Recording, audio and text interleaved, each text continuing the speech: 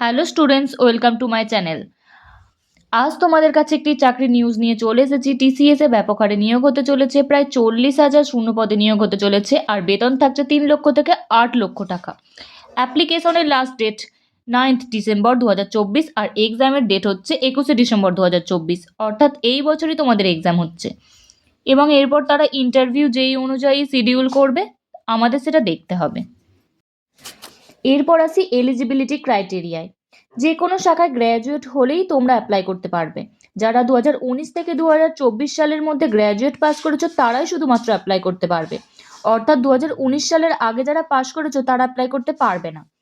এখানে age limit থাকছে 28 বছর, এবং তোমার যদি কাজের এক্সপিরিয়েন্স 2 বছর বা তার কম থাকে তাহলেই তোমরা অ্যাপ্লাই করতে পারবে।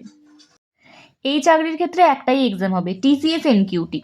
এই টিসিএস এনকিউটিতে কারা কারা অ্যাপ্লাই করতে পারবে?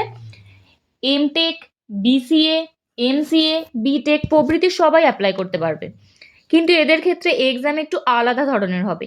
আর যে কোনো graduate, BA, BSc, MCom, LLB, আরও যা যা ডিগ্রি আছে তাদের ক্ষেত্রে এক্সাম একটু সহজ হবে। আর সিলেবাস থাকছে numerical ability, verbal ability, reasoning আর সাইকোমেট্রিক। টোটাল এক্সামের জন্য সময় দেওয়া থাকবে 2 ঘন্টা 5 মিনিট। 5 মিনিট এক্সট্রা প্রথম দিকের জন্য দেওয়া থাকবে, আর এক্সাম টাইম হচ্ছে 2 ঘন্টা, অর্থাৎ 120 মিনিট।